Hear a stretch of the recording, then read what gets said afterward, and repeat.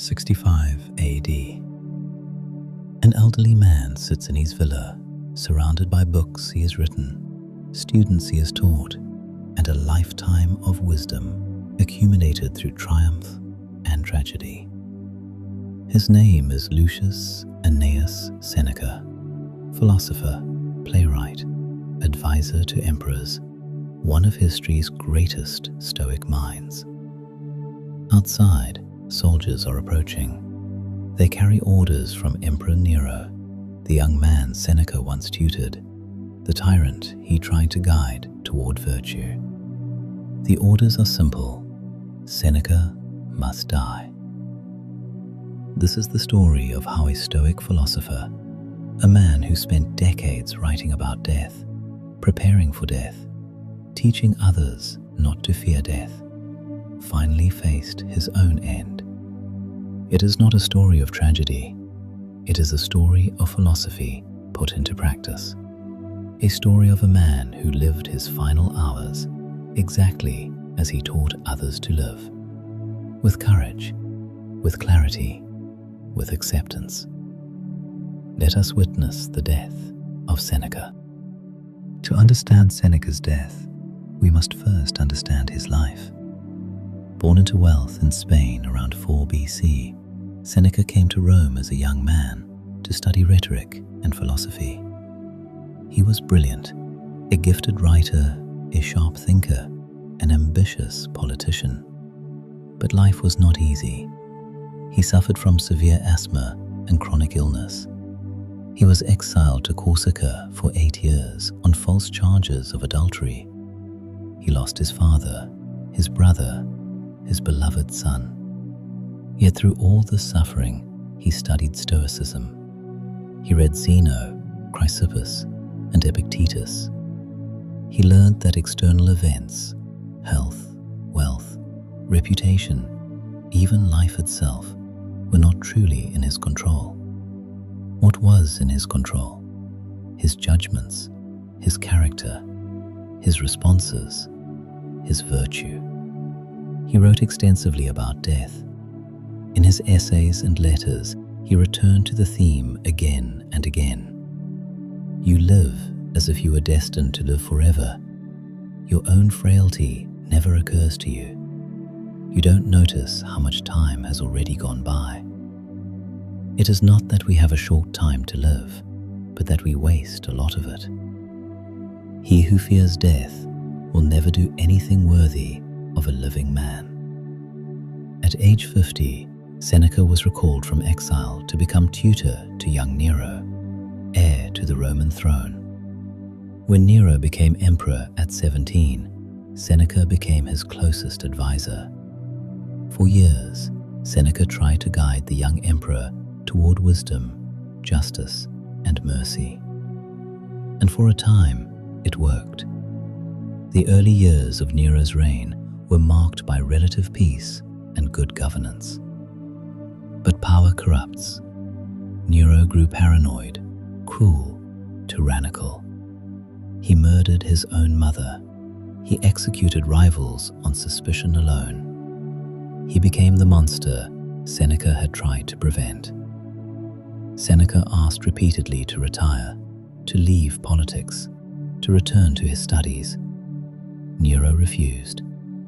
Seneca was too useful, too intelligent, too influential. Then, in 65 AD, a conspiracy was discovered, the Pisonian conspiracy, a plot to assassinate Nero and replace him with another emperor. Seneca was not involved, but Nero, paranoid and vengeful, decided it didn't matter. Seneca had to die. The soldiers arrived at Seneca's villa with their orders. Seneca was dining with his wife, Pompeia Paulina, and 2 friends. He was 68 years old, frail from illness and age. The tribune entered and delivered Nero's command. Seneca was to take his own life. This was how Rome handled politically dangerous executions. No public trial, no messy beheading, just a quiet order: kill yourself or we will kill you and your family. According to the historian Tacitus, who recorded the scene, Seneca showed no surprise, no panic, no fear. He turned to his friends and asked for his will, so he could make provisions for his household. The tribune refused. Nero had already seized Seneca's property. Seneca looked at his companions, his wife, his friends, and said, "Since I am forbidden to show gratitude for your services, I leave you the only thing I still own, and the best thing I possess, the pattern of my life. His philosophy, his example, his virtue. This was his final gift." His wife Paulina immediately declared she would die with him. She had no wish to live without her husband. Seneca begged her to reconsider. "I showed you how to live well," he said. "Let me now show you how to die well. But for you, life still holds value. Do not throw it away." But Paulina insisted. Seneca, true to his Stoic principles, respected her autonomy. She was free to choose. They would die together. Seneca called for a blade. Seneca cut the veins in his arms. Paulina did the same.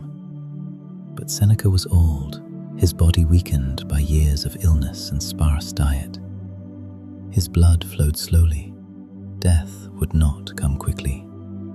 So he cut the veins in his legs as well. Still, his body clung to life.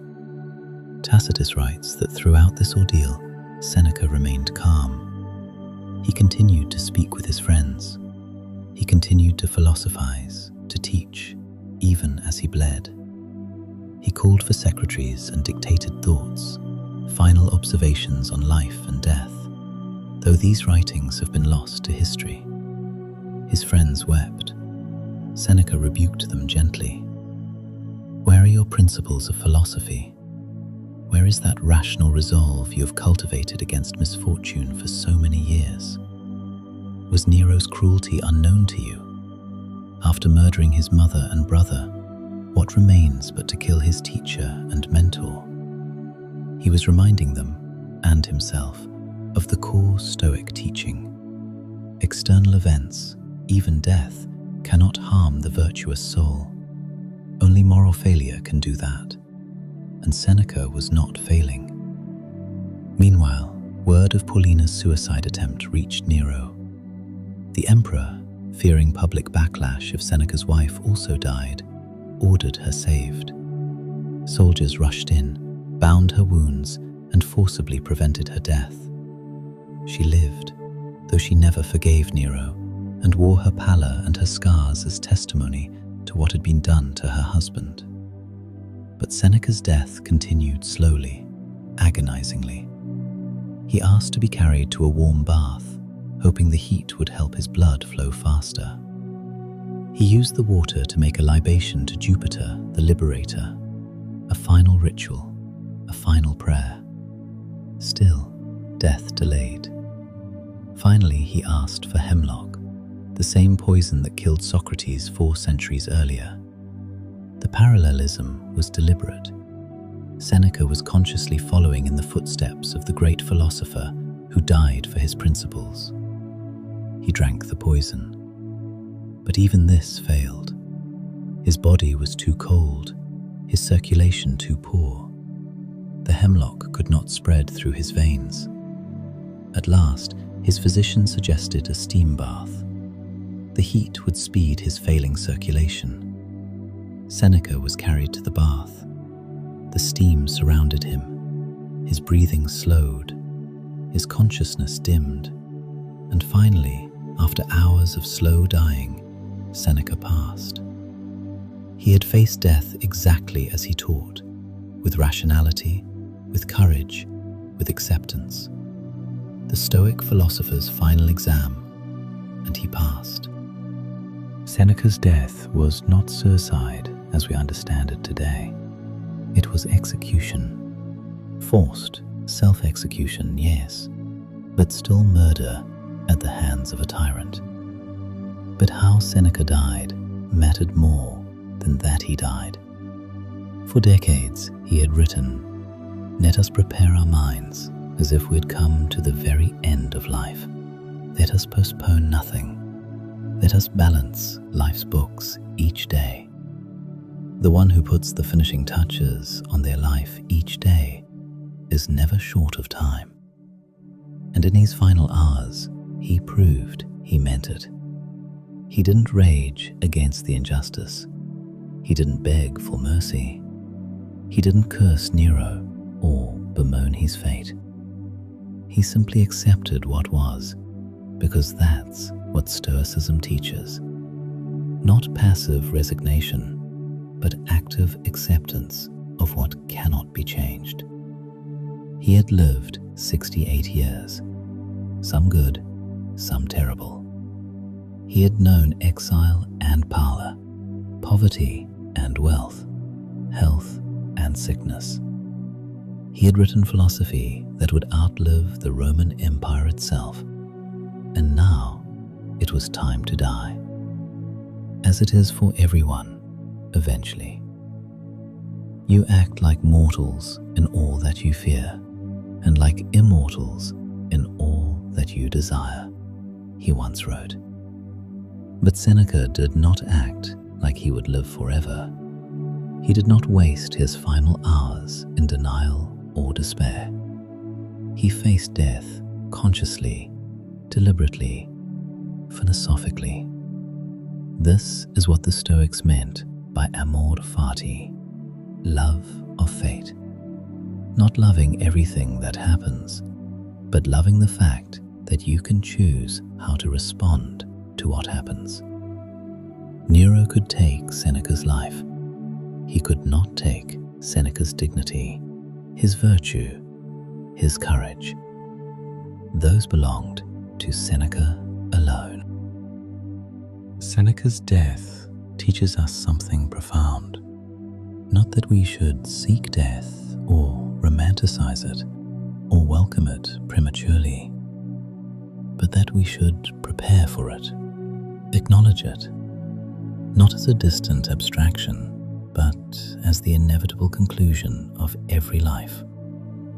Memento Mori, remember death, not to make you fearful, but to make you alive. Because when you truly accept that your time is limited, you stop wasting it on trivialities. You stop postponing what matters. You stop living as if you have forever. Seneca spent his last hours doing exactly what he had done in his best hours: teaching, comforting friends, practicing philosophy. His death was just an extension of his life. Can we say the same? If our final hour came today, would we face it with the values we claim to hold? Would we show the courage we admire in others? Or would we realize, too late, that we've been living as if we were immortal? Seneca's final gift to us is this reminder: death is not something that happens at the end. It is happening now, moment by moment, as time passes. The question is not whether you will die. The question is, what will you do with the time you have left? Begin at once to live and count each separate day as a separate life. That was Seneca's teaching, and that was how he died.